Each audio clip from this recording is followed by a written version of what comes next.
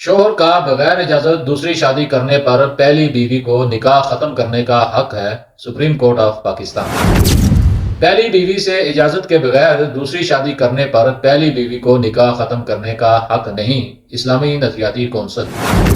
دوسرا نکاح ثالثی کونسل سے اجازت کے بغیر کیے جانے پر سزا غیر شرعی ہے، اسلامی نظریاتی کونسل۔ جسٹس منصور علی شاہ کی سربراہی میں قائم بینچ نے بغیر اجازت دوسری شادی سے متعلق فیصلے پر دو ادارے آمنے سامنے۔ السلام علیکم ناظرین، میں ہوں آپ کا میزبان عمر فاروق اور آپ دیکھ رہے ہیں میرا یوٹیوب چینل آگاہی 313۔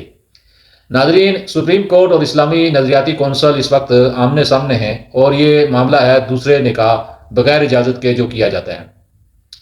اسلامی نظریاتی کونسل نے سپریم کورٹ کے بغیر اجازت دوسری شادی پر پہلی بیوی کو نکاح ختم کرنے کا حق دینے کے فیصلے کو غیر شرعی قرار دیتے ہوئے کہا ہے کہ سپریم کورٹ کے فیصلے کا احترام کرتے ہیں، لیکن اس پر شرعی رائے رکھنے کا ہمیں حق حاصل ہے۔ سپریم کورٹ کا حالیہ فیصلہ لینڈ آف لا کے مطابق جبکہ شریعت کے منافی ہے۔ شوہر کے بغیر اجازت دوسری شادی کرنے پر پہلی بیوی کو نکاح ختم کرنے کا حق دینے کا فیصلہ یہ غیر شرعی ہے اور آئین کے مطابق کوئی بھی قانون قرآن و سنت سے متصادم نہیں ہو سکتا۔ اسلامی نظریاتی کونسل اگلے اجلاس میں سپریم کورٹ کے فیصلے کو اپنے ایجنڈے پر لائے گی۔ ناظرین، یہ ہے اسلامی نظریاتی کونسل کی وہ رائے جو گزشتہ روز میڈیا سامنے آئی، اور یہ کیسے ہوا، اس کے یہ معاملہ کیا ہے، اس سارے معاملے پر آج آپ کے سامنے رکھیں گے۔ اسلامی نظریاتی کونسل کے چیئرمین راغب حسین نعیمی کے مطابق مرد کے دوسرے، تیسرے یا چوتھے نکاح پر شریعت میں کوئی قدغن نہیں۔ ان خیالات کا اظہار ڈاکٹر محمد راغب نعیمی نے، جو اسلامی نظریاتی کونسل کے چیئرمین بھی ہیں، شریعہ اکیڈمی کے زیر اہتمام ججز کے تربیتی کورس کے شرکاء سے گفتگو کرتے ہوئے کیا۔ زیر تربیت ججز نے ڈاکٹر عطا اللہ خلجی ڈائریکٹر شریعہ اکیڈمی کی سربراہی میں اسلامی نظریاتی کونسل کا دورہ بھی کیا گزشتہ روز۔ ڈاکٹر راغب نعیمی نے کہا کہ عامۃ الناس کا یہ تاثر ظاہر ہونا چاہیے کہ تیز تر انصاف صرف سیاستدانوں اور امیروں کو ہی ملتا ہے۔ انصاف کی فراہمی تیز بنانی چاہیے، نظام انصاف مؤثر اور معتبر بنایا جائے۔ اس ضمن میں ججز کی تقرری کے طریقہ کار میں قابلیت اور کارکردگی کو مد نظر رکھا جائے۔ آپ نے ججز کو مخاطب کرتے ہوئے کہا کہ آپ کا منصب بہت حساس اور اہمیت کا حامل ہے، اس لیے آپ کو خدا کا خوف سامنے رکھ کر فیصلے کرنے چاہیے۔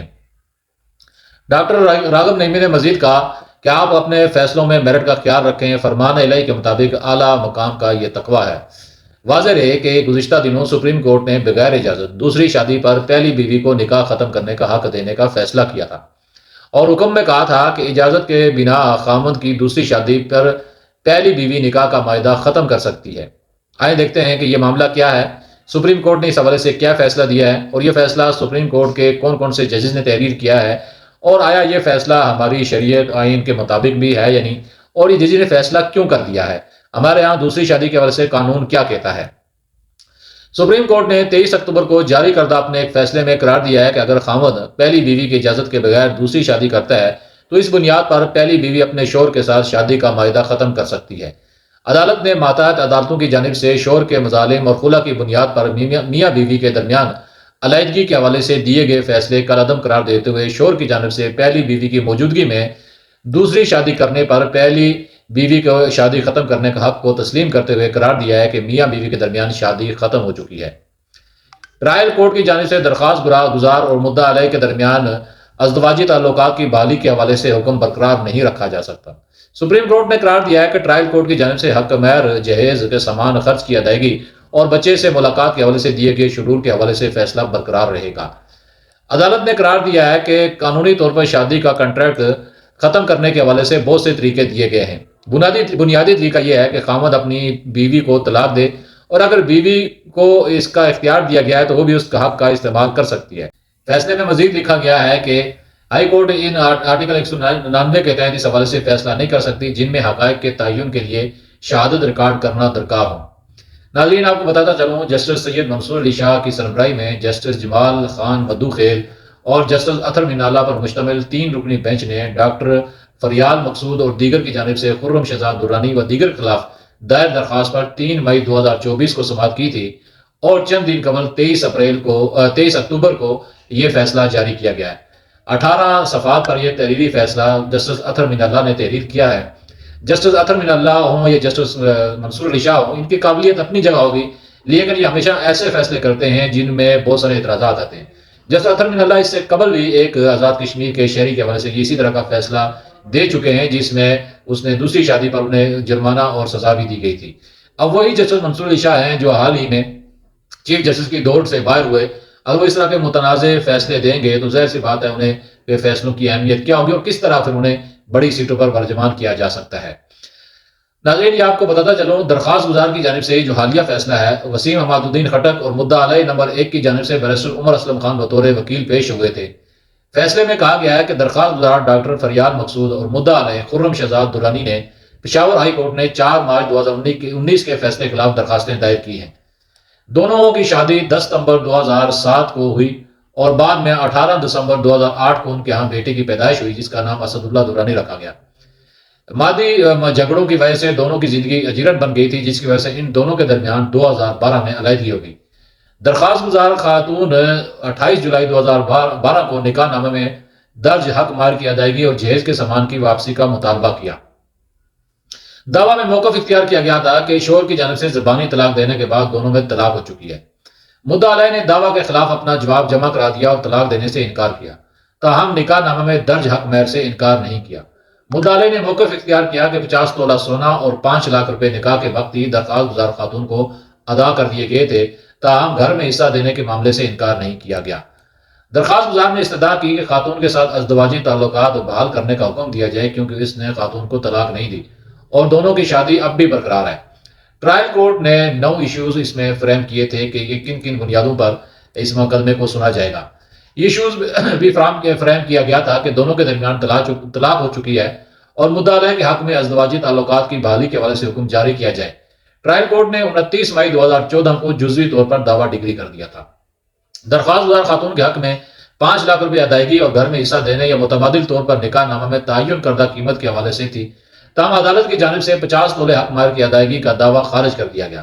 عدالت نے جہیز کے سامان کی ریکوری کا دعویٰ بھی جزوی طور پر ڈگری کر دیا تھا، جس میں 51 تولے سونا بھی شامل تھا، جبکہ عدالت نے بچے کے خرچ کی ادائیگی کے حوالے سے بھی حکم جاری کر دیا تھا۔ عدالت نے ازدواجی تعلقات کی بحالی کا بھی حکم دیا تھا، تاہم قرار دیا کہ یہ حق مہر کی فوری ادائیگی سے مشروط ہوگا۔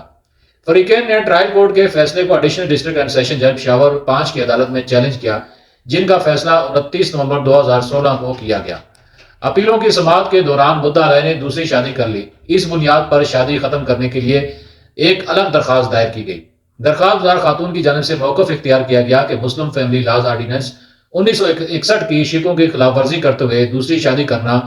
Resolution of Muslim marriage act جو 1939 کا سیکشن 2 شادی کی تنسیخ کی وجہ فراہم کرتا ہے۔ اب آتے ہیں اپیلیٹ کورٹ کی جانب سے اضافی بنیاد پر غور کیا گیا جو فیصلہ سے واضح ہے، تاہم اپیلیٹ کورٹ نے خلا کی بنیاد پر شادی ختم کرنے کا حکم دے دیا تھا۔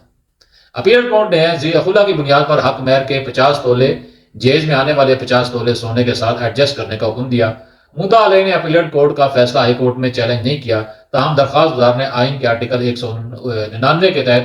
ہائی کورٹ کا جو فیصلہ ہے وہ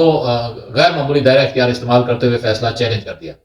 اب اس سارے کیس کی کہانی یہ ہے کہ ہائی کورٹ نے 4 مارچ 2019 کے فیصلے کے ذریعے درخواست منظور کر لی، جبکہ ہائی کورٹ نے خلا کی بنیاد پر شادی ختم کرنے کا اپیلیٹ کورٹ کا حکم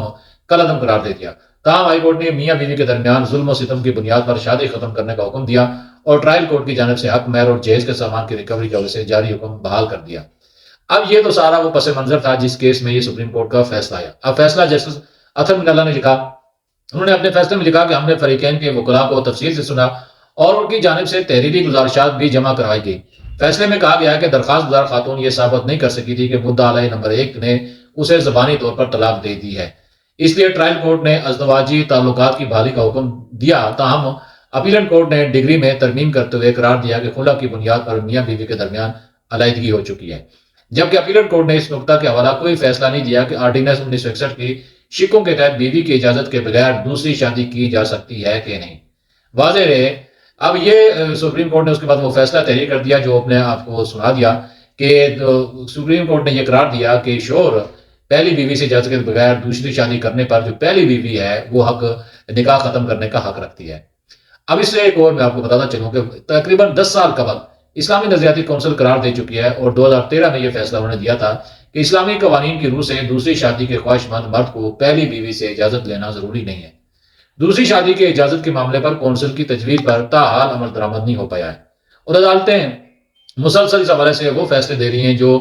شریعت کے منافی ہیں اور اسلامی احکامات کے بھی سرین خلاف ورزی ہیں۔ اس حوالے سے لاہور، پشاور اور دیگر کئی عدالتوں میں ایسی شادیاں جو بغیر اجازت کے، پہلی بیوی کے اجازت کے بغیر کی ہیں، اس میں خاوندوں پر متعدد مواقعوں پر انہیں سزائیں دی گئی ہیں، اور یہ جو سزائیں ہیں یہ وہ اپنے جو ان کا آرڈیننس ہے 1961 والا، اس کے تناظر میں دی جا رہی ہیں، جبکہ اسلامی نظریاتی کونسل بار بار یہ کہہ رہی ہے کہ یہ جو آرڈیننس ہے، یہ جو شرک آرڈیننس کی، یہ غیر شرعی ہے۔ ناظرین، آپ کو بتاتا چلوں کہ دوسری شادی کا پاکستان میں قانون ہے کیا۔ نکاح، طلاق اور دیگر آئلی معاملات سے متعلق قوانین کو مسلم فیملی لا کے تحت ڈیل کیا جاتا ہے۔ مسلم فیملی لا 1961 میں آرڈیننس کی شکل میں نافذ ہوا تھا۔ اس آرڈیننس کی دفعہ 6 ایک سے زیادہ شادیوں کے متعلق ہے، جس میں یہ کہا گیا ہے کہ اس کے مطابق پہلی شادی کی موجودگی میں کوئی شخص دوسری شادی اس وقت تک نہیں کر سکتا جب تک وہ آربیٹریشن کونسل یعنی یونین کونسل سے اس ضمن میں تحریری اجازت نامہ نہ حاصل کر لے۔ اس ضمن میں یونین کونسل میں دی جانے والی درخواست کے ساتھ درخواست گزار کو فیس جمع کروانی ہوتی ہے، پہلی شادی کی موجودگی میں دوسری شادی کرنے کی وجہ لکھنا ہوتی ہے، اور ساتھ ساتھ یہ بھی بتانا ہوتا ہے کہ نئی شادی کے لیے پہلی بیوی یا بیویوں سے اجازت حاصل کی گئی ہے۔ یہ درخواست موصول ہونے کے بعد کونسل درخواست گزار مرد اور اس کی پہلی بیوی کو اپنا ایک نمائندہ مقرر کرنے کے احکامات دیتی ہے، اور معاملہ ثالثی کمیٹی کو بھیجا جاتا ہے۔ ثالثی کمیٹی نمائندوں کو سن کر اگر اس بات پر مطمئن ہو کہ دوسری شادی کرنے کے متعلق معقول وجہ موجود ہے تو دوسری، تیسری یا چوتھی شادی کا مشروط یا غیر مشروط اجازت نامہ جاری کر دیا جاتا ہے۔ آرڈیننس کی دفعہ 6 کے مطابق اگر اوپر بیان کی گئی قانونی کارروائی عمل مکمل کیے بغیر کوئی شخص شادی کرتا ہے تو اس کی جو پہلی بیوی کو فوری طور پر معجل اور غیر معجل مہر فوری طور پر ادا کرنا ہوتا ہے، اور قانونی کارروائی کی جاتی ہے جس کی زیادہ سزا 1 سال اور 5 لاکھ تک جرمانہ ہو سکتی ہے۔ موجودہ قوانین کے مطابق اگر کوئی مرد پہلی بیوی کی تحریری اجازت کے بغیر شادی کر لے تو پہلی بیوی کی شکایت پر اسے سزا یا جرمانہ دونوں کا سامنا کرنا پڑ سکتا ہے۔ تو ناظرین، یہ ہے ہمارا دوسری شادی کے حوالے سے قانون۔ اس حوالے سے سپریم کورٹ تک اب یہ بات پہنچ چکی ہے، اور سپریم کورٹ نے بھی پہلی بیوی کی اجازت کے بغیر دوسرے نکاح پر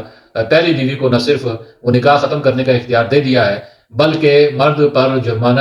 اور اس طرح کی سزاؤں کا بھی وہ جو احکامات آرڈیننس میں تھے انہیں نافذ رکھا ہے۔ اس سے قبل 2013 میں اسلامی نظریاتی کونسل نے حکومت پاکستان کو قانون سے دوسری شادی سے متعلقہ پیشگی شرائط اور قانونی تقاضوں کو ختم کرنے کی تجویز دی تھی، اور کہا تھا کہ اسلام میں 4 شادیوں کی اجازت دی گئی ہے، اور اگر پہلی بیوی راضی نہ بھی ہو تو مرد دوسری، تیسری، چوتھی شادی کرنا اس کا شرعی حق ہے، یہ غیر شرعی نہیں ہے۔